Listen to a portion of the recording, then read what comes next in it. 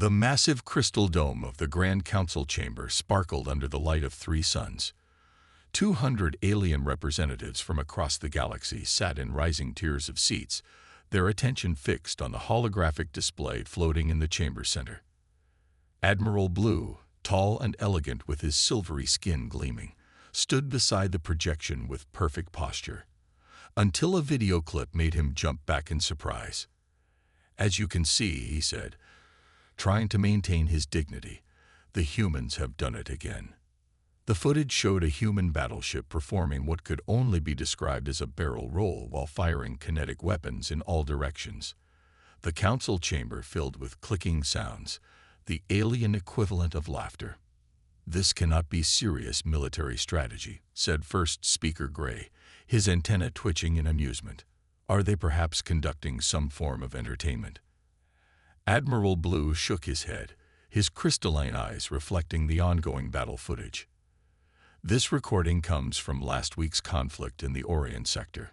The human vessel, despite what appears to be random movement, destroyed 3 enemy cruisers using these unusual maneuvers."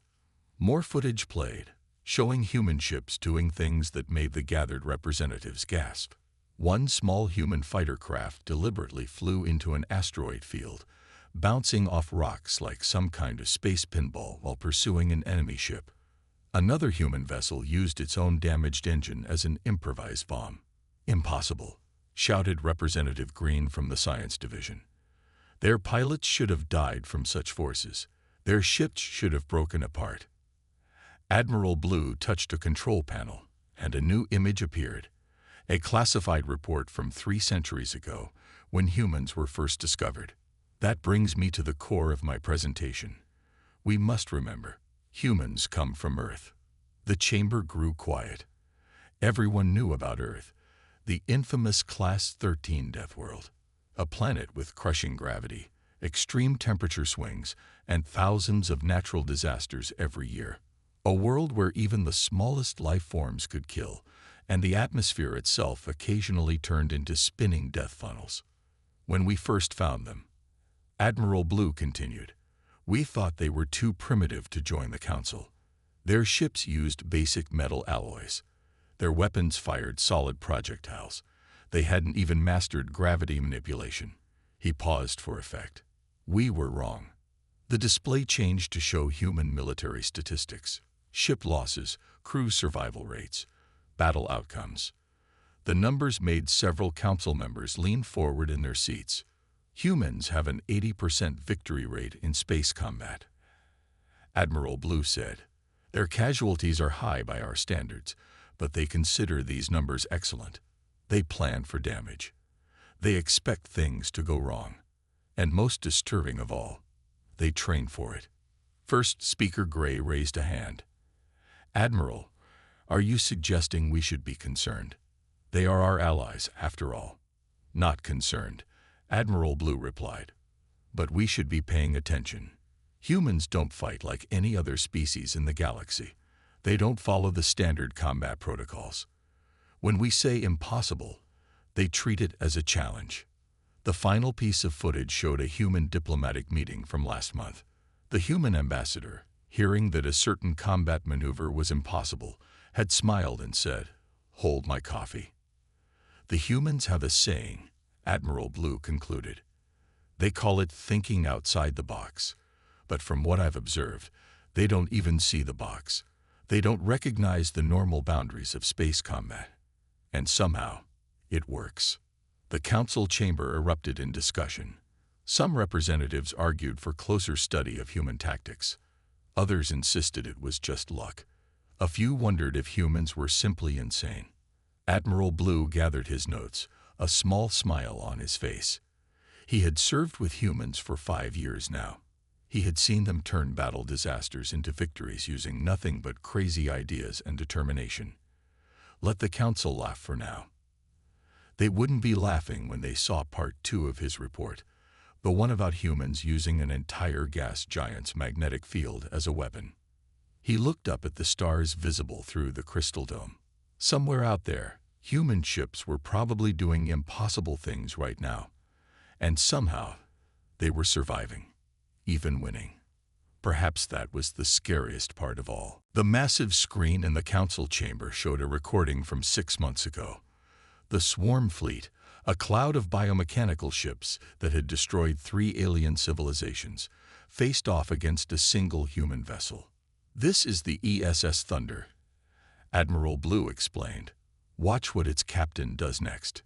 Captain Tom stood on his bridge, looking at the swarm of enemy ships through the main window. His crew waited for orders, while alien military advisors on board kept shouting about proper battle formations and energy weapon patterns. "With all respect," Tom said to the alien advisors, "we're going to do this the Earth way." He turned to his crew. "Remember that trick we used to do with rocks when we were kids, skipping them across water?" His crew grinned. The alien advisors looked confused. "Full power to the front shields," Tom ordered, "and get me those asteroids we've been collecting." The Thunder had spent the last week gathering space rocks, storing them in its cargo holds. The alien advisors had thought it was some strange human mining operation. They were wrong. "Sir," one advisor said, "you cannot possibly mean to." "Watch me," Tom replied with a smile. "Engine room, give me everything you've got. Navigation, plot me a course straight through that asteroid field." The Thunder shot forward, releasing asteroids as it went. But instead of just dropping them, the ship's gravitational manipulators spun each rock, sending them skipping through space like stones across a pond. Each bounce changed their direction unpredictably. The Swarm Fleet, designed to predict enemy movements and counter them, couldn't handle the chaos of hundreds of randomly bouncing space rocks. Their formation broke apart as they tried to dodge. "Now for part 2, Tom said. "Remember those rocks we filled with explosives?" The alien advisors gasped. The human crew cheered. Explosions rippled through the asteroid field. Each blast sent more rocks flying in new directions. The Swarm Fleet's perfect formation turned into confused chaos. "They're regrouping," an officer reported. "New formation in 30 seconds. "Perfect," Tom said. "That's what we wanted." Hit the rocks with the magnets. This was the craziest part of the plan. Some asteroids had been fitted with powerful electromagnets. When activated, they created a magnetic web that trapped the swarm ships in place. "This is primitive," an alien advisor shouted. "You cannot defeat a superior force with rocks and simple magnets." Tom pointed at the screen. "Watch us." The Thunder charged straight at the trapped swarm ships.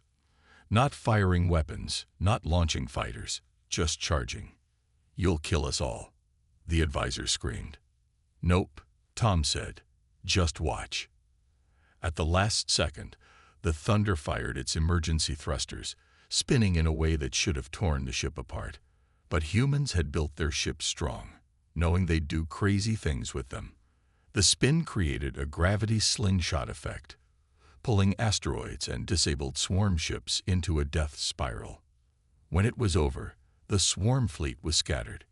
Half their ships were destroyed, the rest retreating in disorder.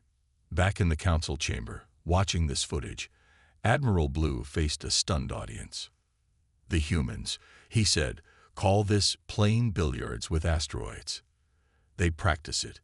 They have competitions to see who can do it best." First Speaker Gray's antenna drooped. "They intentionally practice such dangerous tactics." "They do more than practice," Admiral Blue replied. "They improve them." Captain Tom's crew now holds the record for most enemy ships destroyed by a single trick shot. The council chamber buzzed with worried whispers. "But there's more," Admiral Blue continued. "This recording came from last week." The screen showed the Thunder facing a different enemy fleet. This time, instead of asteroids, they were using something else. "Are those?" First Speaker Gray leaned forward. "Are those their own damaged engine parts?" Admiral Blue nodded. "Captain Tom calls it recycling during battle. The humans have turned using their own damaged ships as weapons into an art form." The council watched in silence as the Thunder's crew proved, once again, that humans could turn anything into a weapon. even their own broken parts, even empty space itself. Perhaps, first speaker Gray said quietly, we should stop laughing at human tactics and start studying them instead. Admiral Blue smiled. That first speaker is exactly what I've been trying to tell you. Professor Jack stood before his class at the Galactic Military Academy, looking at 30 alien students from 15 different species. Most of them had extra arms, tentacles, or other exotic features. All of them looked skeptical about learning from a human. Today, he said, pointing to the large display behind him, we're going to learn about Earth's military history, specifically why humans fight the way we do. A blue-skinned student raised 3 hands at once.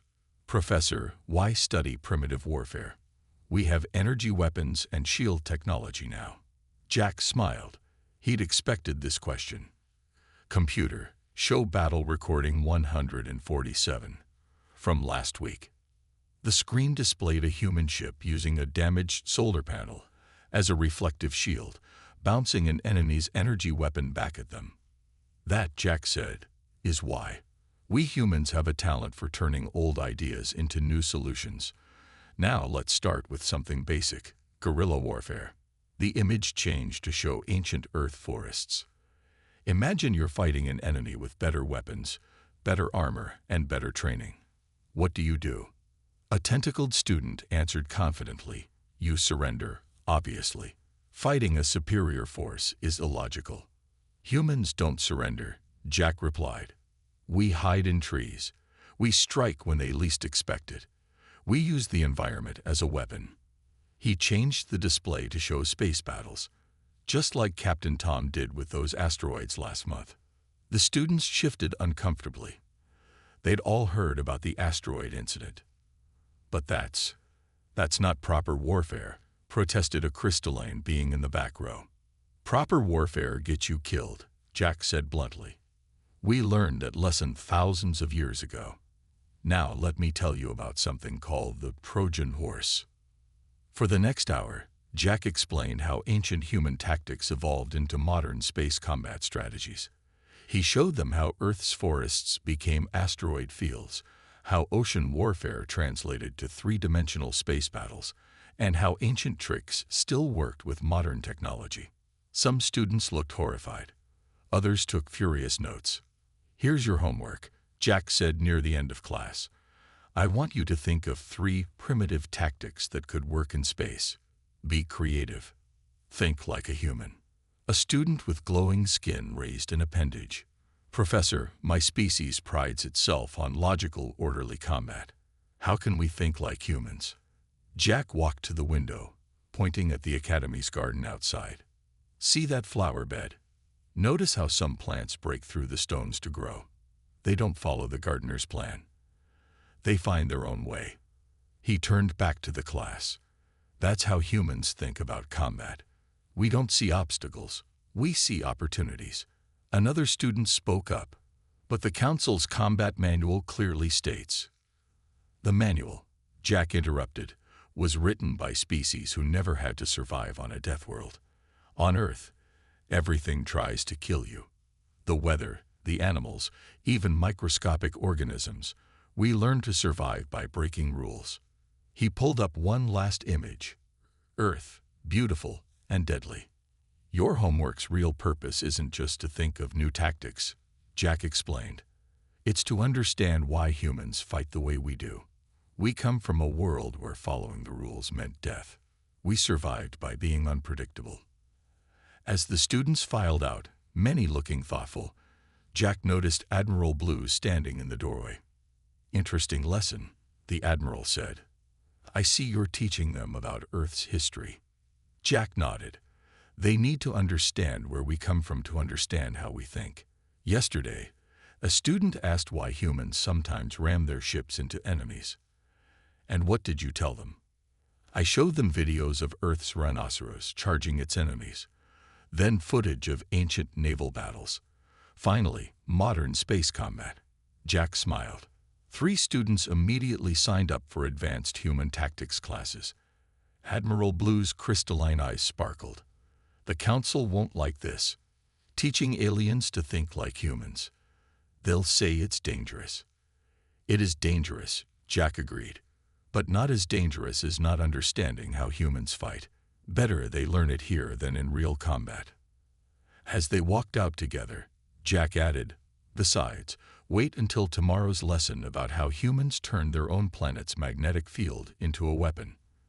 That'll really give them something to think about." Admiral Blue just shook his head, wondering if the galaxy was ready for more species learning to think like humans. Emergency lights flashed red across the Grand Council chamber. For the first time in 500 years, all seats were filled. Even the maintenance robots had stopped cleaning to watch the massive display screen. The machine collective's attack played out before them. Perfect geometric formations of silver ships moved through space, destroying everything in their path. Energy weapons bounced harmlessly off their advanced shields. Traditional tactics failed again and again. First, Speaker Gray's antenna drooped. "Show the footage from the Battle of 7 Stars again." The screen changed. A council battle fleet, arranged in textbook-perfect formation, fired their most powerful weapons at the machine collective. The energy beams simply vanished into the enemy's shields. "Impossible," muttered Representative Green. "Their shield technology shouldn't exist. It breaks all known laws of physics. Tell that to the 15 worlds they've already conquered." Admiral Blue replied grimly. He touched a control, showing a map of collective territory. "They're expanding faster than any enemy we've ever faced. They learn from every battle, adapting their tactics to counter ours." "But how?" asked a delegate from the rear seats. "We're using strategies perfected over thousands of years." "That's exactly the problem," Admiral Blue said. "We're predictable. The machines analyze our patterns and develop perfect counters. They know exactly what we'll do because we always follow the same rules." The chamber fell silent as another battle recording played. This time, it showed a council defense fleet trying to protect a colony. The machines simply ignored the defenders' formation, cut through their lines, and destroyed the planet's shield generators with surgical precision. 23 battles. First, Speaker Gray said quietly. 23 defeats. Our best admirals, our most advanced ships, our most sophisticated strategies, all useless. Admiral Blue stepped forward. There might be a solution. All eyes turned to him. "The machines are perfect at countering logical, predictable tactics," he continued. "But what about illogical ones?" Understanding dawned on First Speaker Gray's face. "You want to ask the humans for help." Murmurs filled the chamber. Some angry, some frightened, some hopeful. "Look at this," Admiral Blue said, playing a new recording. It showed Captain Tom's ship, the Thunder, encountering a small machine collective scout group during a routine patrol. The council members watched as the Thunder did something completely insane. Instead of engaging with weapons, it launched what appeared to be space debris at the machine ships. When the machines easily dodged, the debris exploded into clouds of paint. "Paint?" Representative Green asked incredulously. "They attacked the most advanced enemy we've ever seen with paint." "Watch," Admiral Blue instructed. The paint wasn't just paint. It contained tiny magnetic particles that stuck to the machine ships' hulls. The Thunder then activated a powerful electromagnetic pulse, using the paint as a conductor. 3 machine ships shut down completely. The machines couldn't predict this tactic, Admiral Blue explained, because no logical species would ever think of it. Their combat computers had no reference for weaponized paint in their databases. The chamber erupted in discussion. First Speaker Gray raised his hands for silence. "Even if this unusual approach worked once," he said, "the machines will adapt. They always do." Admiral Blue nodded. "True, but that's where humans excel. They never use the same trick twice. They keep inventing new ones. Captain Tom has already submitted 47 different battle plans, each one more bizarre than the last." "And you think these primitive tactics can succeed where our advanced technology has failed?" asked Representative Green. "I think," Admiral Blue replied carefully, that we need to stop fighting like civilized beings and start fighting like survivors. The humans come from a death world. Everything on their planet taught them to expect the unexpected and adapt constantly. First Speaker Gray studied the battle map, showing the machine collective's relentless advance. "We have 12 hours before they reach the core worlds," he said finally. "Admiral Blue, contact Earth's military command. Tell them." He paused, antenna twitching. "Tell them we need their most insane ideas. All of them." As Admiral Blue hurried out, he heard worried whispers behind him. "What have we done?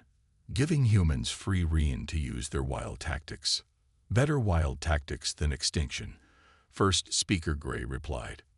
"Besides, I want to see what they do next, especially after hearing rumors about their plan involving a black hole and something they call slingshot mechanics." Commander Bill walked into the council chamber carrying what looked like an old paper notebook. The sight of such primitive technology made several alien representatives whisper among themselves. "This," Bill said, dropping the notebook on the central podium, "is how we're going to defeat the machine collective." First Speaker Gray stared at the notebook. "You wrote your battle plan on paper?" "Can't hack paper," Bill grinned.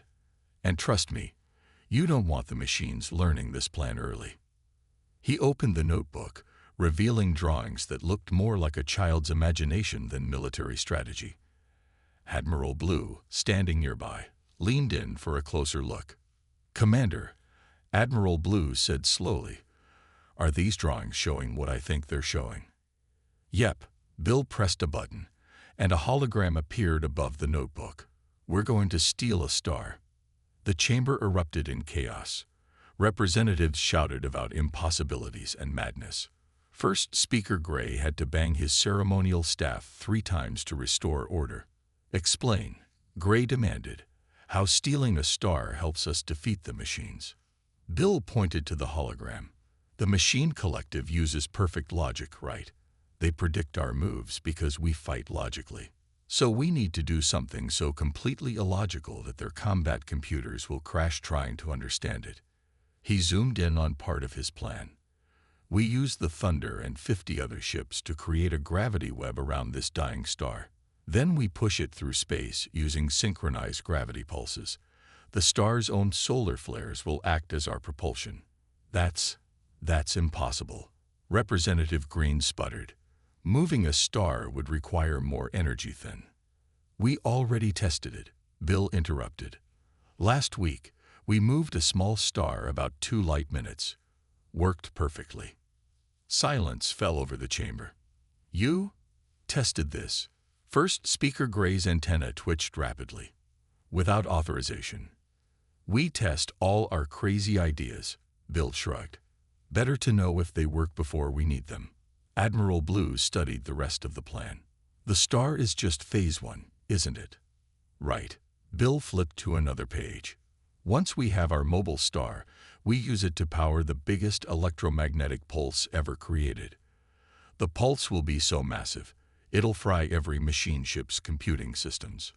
He showed more drawings, each one seeming more impossible than the last, using the star's magnetic field as a weapon, converting its solar flares into a shield, even using its gravity to bend space itself. "This plan breaks 17 different council laws," Representative Green noted, "and possibly several laws of physics." "Exactly," Bill smiled. "That's why it'll work. The machines analyze our tactics based on what they think is possible. They don't expect us to do the impossible." First Speaker Gray studied the human carefully. "And your species is willing to attempt this madness?" "Willing?" Bill laughed. "We've got pilots fighting over who gets to fly the mission. Humans love doing the impossible. It's kind of our thing." He showed one final page of his notebook. "We also have backup plans. If the star move doesn't work, we've got ideas involving artificial black holes, weaponized wormholes, and something my engineers call a space-time pretzel." Admiral Blue noticed something. "Commander, why are there food stains on these plans?"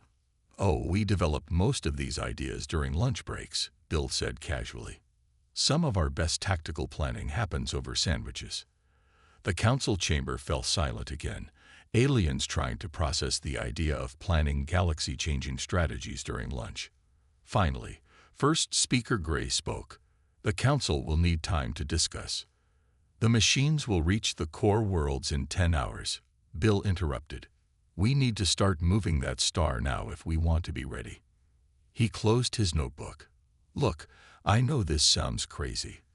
But right now, crazy is all we've got. The machines expect logic. They expect proper military doctrine. They don't expect a bunch of deathworlders to throw a star at them. Admiral Blue stepped forward. First speaker, I've seen humans do the impossible before. Many times. Gray's antenna drooped in resignation. Very well. Commander Bill, you have the Council's authorization. Get your star-moving fleet ready. As Bill hurried out, representatives heard him talking into his communicator.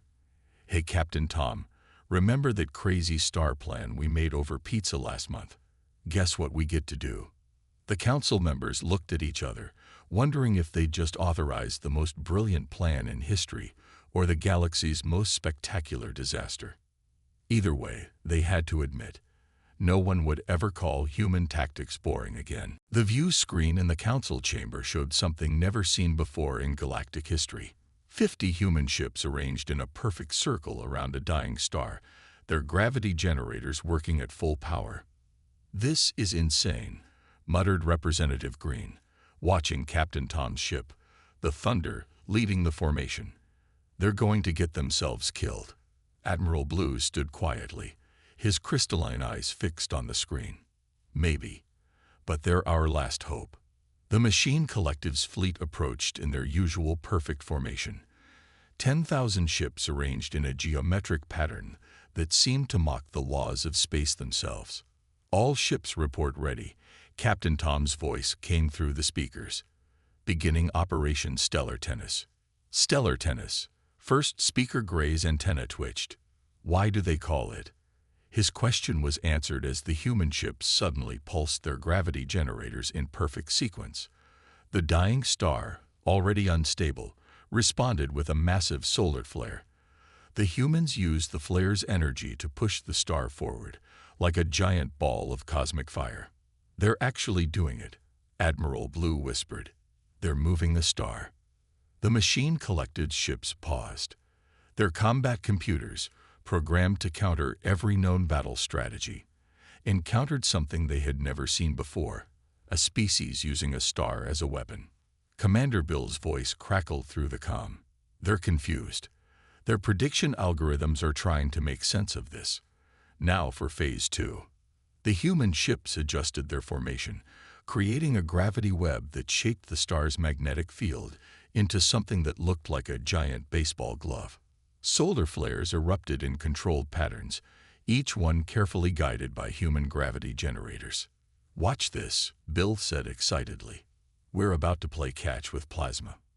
The star's surface erupted, sending a massive solar flare straight toward the machine fleet. But instead of dispersing, the flare stayed focused, guided by the human ship's gravity fields. In the council chamber, aliens watched in stunned silence as the machine fleet scattered, their perfect formation breaking apart for the first time.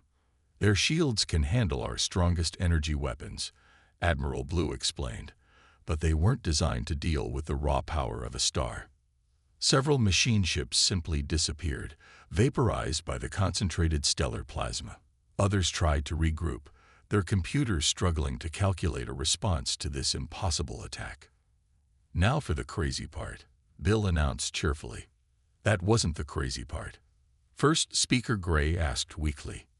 The human ships suddenly released their gravity hold on one side of the star. The result was like squeezing a wet soap bar. The star bulged, sending waves of plasma in all directions. The humans surfed these waves with their ships, using the energy to power massive electromagnetic pulses. Look at their computers try to handle this. Tom laughed over the comm. They're running probability calculations on something that should be impossible. Machine ships began shutting down, their advanced systems overwhelmed by the combination of electromagnetic pulses and stellar radiation. Those that remained operational moved in increasingly erratic patterns, as if their combat computers were having a mechanical nervous breakdown. "Time for the final," Bill called out. "Everyone ready for the space slingshot." The human ships regrouped around the star, their gravity generators straining. With precise timing, they created a gravitational lens effect, focusing the star's entire magnetic field into a single point. The resulting burst of energy was visible from 3 galaxies away. When the light faded, the machine fleet was in chaos. Half their ships were dead in space, others flew in random directions, their perfect coordination shattered. "See," Bill's voice was smug. "Told you it would work." In the council chamber, aliens stared at their displays in shock. Representative Green was the first to speak. "They succeeded," he said in disbelief. "They actually succeeded, using tactics that break every rule of combat we've ever written." Admiral Blue nodded. "That's why it worked. The machines knew all our rules. They didn't know how to handle an enemy who ignored those rules completely." First Speaker Gray watched as human ships began rounding up disabled machine vessels. "Should we be worried?" he asked quietly, "about what humans might do with this capability?" "Worried," Admiral Blue chuckled. "They just invented a way to play tennis with a star. Of course we should be worried." He paused. "But I'm very glad they're on our side." Through the speakers, they could hear human crews already planning their victory celebration, debating whether to use the star's remaining energy for what they called space fireworks. The council representatives looked at each other, realizing that the galaxy would never be the same again. Not after humans had proven that with enough creativity, even the impossible became merely improbable. 3 months after Operation Stellar Tennis, the Grand Council chamber looked very different. Where there had once been only alien representatives, now there stood a group of humans in their simple military uniforms, looking out of place among the elaborate alien robes. Captain Tom, Commander Bill, and Professor Jack stood before the council, trying not to smile too much. Behind them, a hologram showed the remains of the machine collective fleet, now being studied by joint human-alien research teams. First Speaker Gray rose from his seat. "We are here today to officially recognize Earth's contribution to galactic security," he announced. His antenna twitched with what looked almost like amusement, though some of us are still trying to understand exactly how they did it. Admiral Blue stepped forward, holding a data tablet. "Let me summarize the achievements of our human allies during the machine crisis," he said. "They moved a star. They used solar flares as weapons. They created an electromagnetic pulse large enough to be detected in neighboring galaxies." He paused. "And they did all this while eating something they call pizza." Laughter rippled through the chamber, even from species that usually didn't laugh. "But most importantly," Admiral Blue continued, "they showed us something we had forgotten. Sometimes the best solution isn't the most logical one. Sometimes you need to think." He checked his notes. "Outside the box." Professor Jack raised his hand. "Actually, as I keep telling my students, humans don't think outside the box. We just never saw the box in the first place." The chamber's display changed to show recordings from the battle.